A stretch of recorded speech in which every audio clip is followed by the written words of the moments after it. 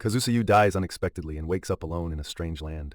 In the strange world of Yale, the young man boldly states he's going to survive. His adventure starts by accident, a tragedy happening just before his camping trip. He wakes up in a mysterious forest, taking in the unfamiliar surroundings. Unharmed, he puts together that he might be in another world. Curious and unsure, he studies the odd blue leaves around him. Rummaging through his backpack, he checks the few items he has with him. Finding water quickly becomes his priority as a strange creature watches him. Watching the unfamiliar wildlife, he notes how the climate feels like Japan's. Thankful for his survival skills, he finds a clear stream nearby. He feels triumphant, knowing he has a reliable water source. Seeing crayfish in the stream, he wonders if Earth's survival rules still apply. Filling his bottle cautiously, he takes a sip, trusting his instincts. The water tastes fresh, reassuring him that it's clean. With water secured, he sets up a simple shelter, planning to trap animals. Next, he turns his attention to finding food despite his flimsy shelter. Eagerly, he checks his trap, hoping it caught something. Crayfish in the trap bring relief, showing his persistence pays off. He sits beside a small fire, proud to use skills he hadn't needed in years. Reflecting on his old knowledge, he feels a sense of pride. Observing the crayfish's odd shape, he marvels at this world's differences. He considers removing the crayfish's head to find the edible parts. Afraid of injury, he prepares to smash the crayfish's head. Feeling its unexpected hardness, he pauses, unsure what to do. Deciding to grill them as is, it seems like his only option now. Selecting a leaf, he hopes it will keep things clean. As he nears the fire, a strange sensation warns him of trouble. He feels uneasy, particularly about two of the crayfish. Thinking they might spoil soon, he hangs them up to cook. He pauses for a moment, taking in the starry sky, grateful for the clear air. Seeing the shell now soft, he grins as he gets ready to feast. He takes a bite, enjoying the flavor, though he's surprised by sandy grittiness. Thinking back, he realizes that steaming could have made the meal better. As he peels the crayfish, small eggs catch his eye, sparking his suspicion. Uncertain of what the eggs really are, doubt creeps in. Fear strikes as he worries the eggs might be toxic, causing him to spit everything out. His bad feeling about the eggs hits home, and he wonders if he can sense danger now. Excitement grows as he realizes he might have a knack for detecting poison. Looking forward, he thinks this new ability could help him survive. Feeling hopeful, he plans his next day under the soft light of the moon. As dawn nears, sleep takes over, and his shelter provides a brief rest. Waking up in the dark, he's unsure of the hour, feeling the weight of what's ahead. Determined, he sets out to explore and learn about his new world today. His curiosity guides him to a tree with odd, tempting fruit, reminding him of his hunger. A yellow squirrel suddenly darts by, making him curious about these strange creatures. A grand fruit tree stands out, and its enticing fruit captures all his attention. Fueled by desire, he climbs the tree, aiming to reach the fruit. Unexpectedly, he feels his grip slipping, filling him with panic. Recognizing the risk, he fears a fall could hurt him badly. In disbelief, he struggles to grasp what's happening as he slips. Fear floods his eyes as he falls, facing his own fragility. Despair sinks in, and he wonders if this is the end. Desperately, he cries out, determined not to give up. The young man tries to touch something in front of him, puzzled by an invisible barrier. He kicks out, surprised when he feels no contact, as if an unseen shell surrounds him. Driven by curiosity, he ventures into the forest and finds strange marks etched into a tree. Standing on a cliff's edge, he takes in the vast landscape, pondering his next move. Amongst nature's beauty, he reflects on his isolation and the challenges ahead. With a stone in hand, he's deep in thought about what it takes to survive here. Checking his aura's strength, he understands it's useful for protection. Remembering a past fall, he wonders at surviving without injury, intrigued by his abilities. He realizes he can absorb traits from what he eats, considering what this means. Discovering he can sense poison and get stronger from eating, he sees a path forward. Naming this ability Eating, he feels hopeful about the future. Excited by his power, he bites into a fruit for energy, startled by its sourness. Reflecting on his findings, he sums up 3 major discoveries he's made. He values his poison-sensing ability but knows it has limitations. Despite eating different things, he notes that not all grant new powers. His determination grows as he grips a tool he's crafted, ready for what's ahead. Pleased with his homemade weapon, he feels ready to tackle challenges. His gaze shifts to an unusual tree, his curiosity piqued. He notices the tree's fruit, which irresistibly draws creatures near. Thankful for hardening, he observes the tree's roots, consuming defeated creatures. As sunlight streams through the trees, he moves carefully forward. Expecting something new, he smiles when a rustling sound fills the air. A single-horned creature charges at him, drawn by his presence. He realizes his ability isn't just attraction, but something deeper, a lure. Understanding this, he notes his power makes him appealing as prey. Eager for his first taste of animal meat here, he plans his approach. He hears a voice calling for help and wonders if he should step in. His steps lead him back to the mysterious tree, affirming his thoughts. Yuu figures that someone else has also fallen under the tree's strange power. Knowing rest is not an option, he stays alert and ready. Spotting a girl unconscious by the tree, Yuu realizes she's another victim. He notices her striking silver hair but can't wake her up. If she didn't arrive by teleporting, there must be people nearby. Focusing back on his meal, Yuu hopes it's almost cooked. The meal smells bad, even after trying to fix it with needles. Tasting the meat, the unexpected umami surprises Yuu despite the foul taste. Glad to have food, he recalls how long it's been since he had meat. In a rare moment of contentment, Yuu appreciates his meal. His peace is broken as he senses something coming closer. He watches in awe as a creature suddenly appears and devours the fire. Yuu marvels at this world, finding the fire-eating creature pretty funny. He checks Clara, who suddenly wakes up, surprised to see him. Later, they sit apart, both quietly thinking about what to do, knowing communication might be hard. Offering her food, Yuu assures her, guessing she's hungry even though it smells bad. Clara thanks him awkwardly, her struggle with the language evident, while he considers meeting another person here. Surprisingly, Clara uses translation magic to speak Japanese, which helps ease their communication worries.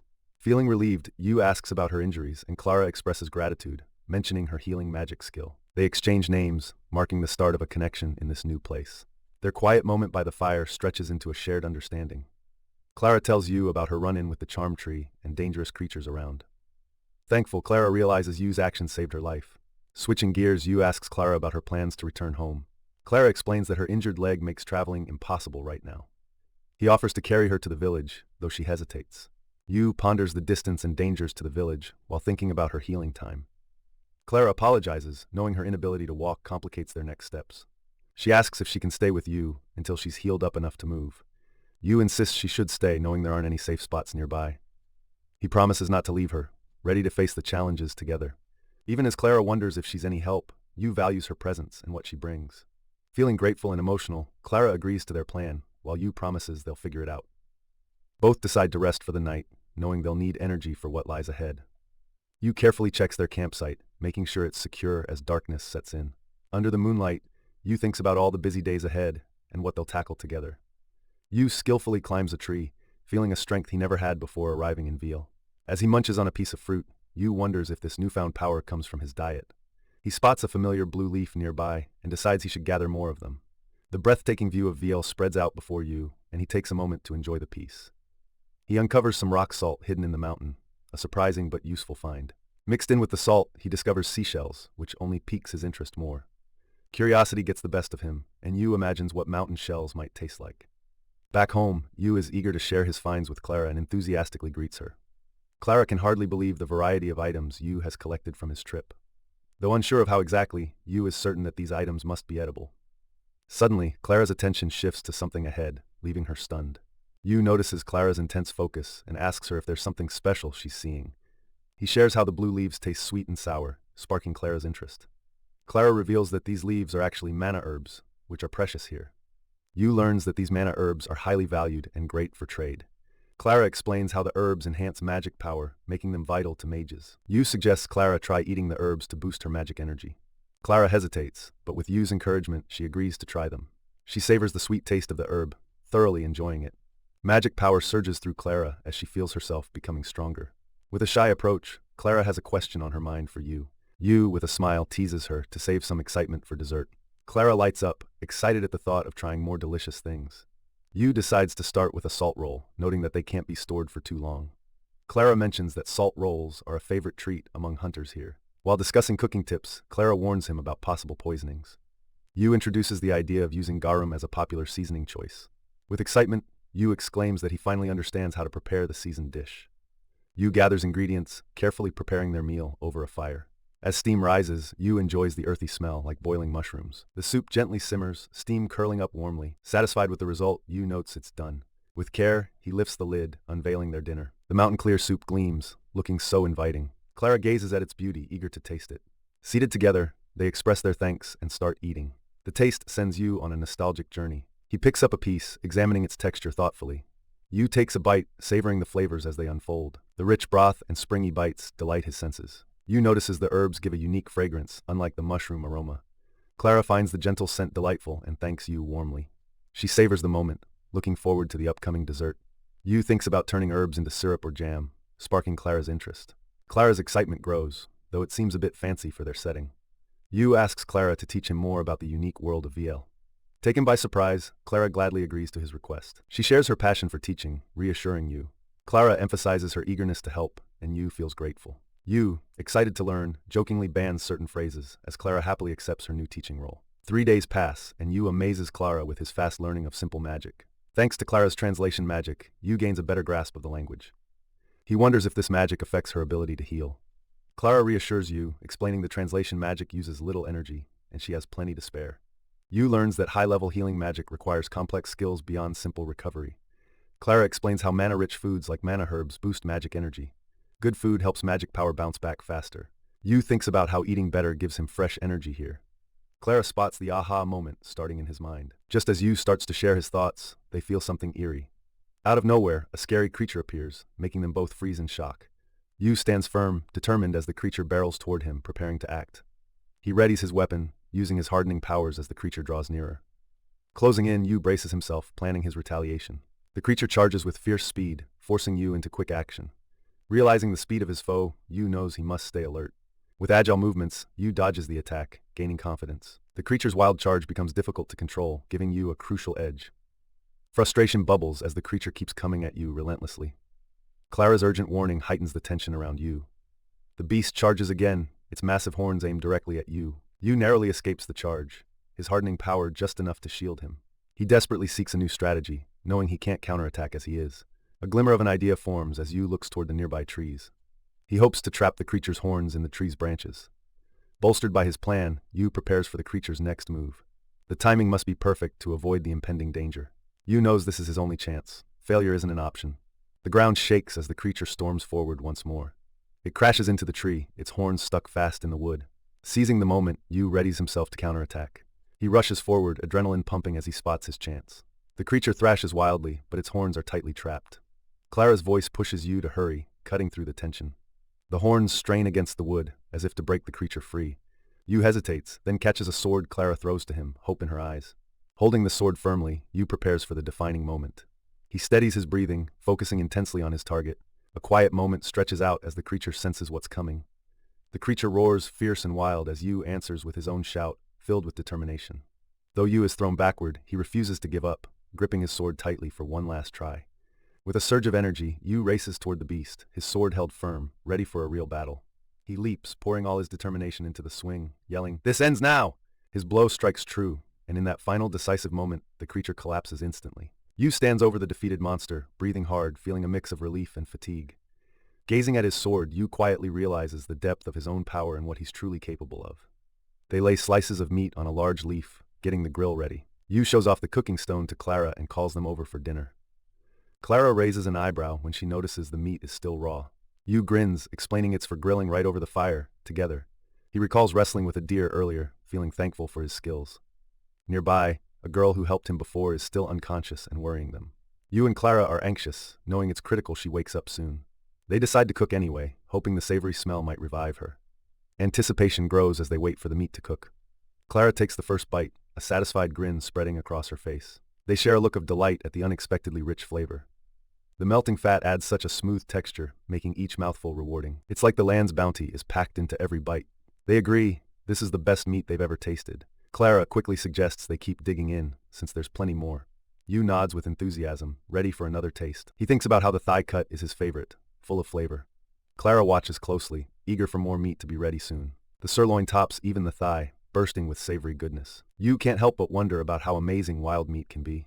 He thinks this wild find beats even the best farm-bred cattle. Pausing, he rests his chin on his hand, lost in thought. Clara asks why he's stopped, curious about the next move. Yuu admits there's something baffling about the meat's taste. He usually finds tougher meat from strong animals. Together, they wonder why that's not happening now. Clara suddenly realizes it must be the animal's magic power. The stronger their magic, the tastier the meat becomes. Yuu nods at Clara's explanation, amazed by the way magic affects the world around them. Nearby, the unconscious girl starts to stir, the meal's wonderful aroma pulling her back to consciousness. Clara wakes up confused but can't resist the delicious smell, asking if she can share the meal. Feeling her stomach growl, she blushes a bit but admits how hungry she is. Thanking Yuu for his kindness, she acknowledges their help in a recent battle. As Clara digs into the food, Yuu smiles and invites her to tell them her name. Satisfied after a few bites, she expresses surprise at finding such delicious food in the wild. Yuu shrugs off her praise, saying it's just some basic seasoning that did the trick. Clara insists he should be proud, noting how well he cooked the meat. Katya joins in, agreeing that there's nothing quite like grilling different meats to perfection. Finally, she decides to introduce herself properly as Katya Firo, a temple knight. She shares her duties as a temple knight, educating her new friends. Yuu admits he's not familiar with temple knights since he's an outsider in this world. Katya, feeling friendly, urges Yuu to ask whatever questions he has. She reveals she's 19, which surprises Yuu since she seems so composed. Thankful for their rescue, she explains her mission in the mountains. Katya tells them about the strange sightings she's been sent to investigate. Yuu and Clara, intrigued, ask her what exactly has been spotted around here. Katya mentions a dragon, emphasizing how crucial it is to confirm its presence. The idea of a dragon nearby sets Yuu thinking about what that could mean. Clara imagines the chaos a dragon sighting would cause among the knights. Katya stresses that it's her job to figure out the true threat level and keep order. Close to starvation before, Katya recounts her tough time surviving in the mountains. Yuu, wanting to help, suggests Katya might stay with them for the time being. Katya hesitates at first, not wanting to be a burden on the group. Yuu reassures her, explaining how her skills would really benefit them all. Quietly, Katya thinks over what it means to have someone strong to fight alongside. As she ponders, she watches Yuu handle a nearby monster with ease, impressed by his strength. Yuu reaches out to Katya, hoping she'll join them despite the risks. Katya decides to accept and agrees to be part of the camp. Clara admires Yuu's kindness, strengthening their group's bond. Katya and Clara share a glance, building their new friendship. Yuu watches their growing friendship, a bit shocked but amused. With a shared smile, Clara and Katya grow even closer. They notice the dragon's shadow cross the moon, hinting at danger. Together and united, the team readies for what's next. Please support the official release.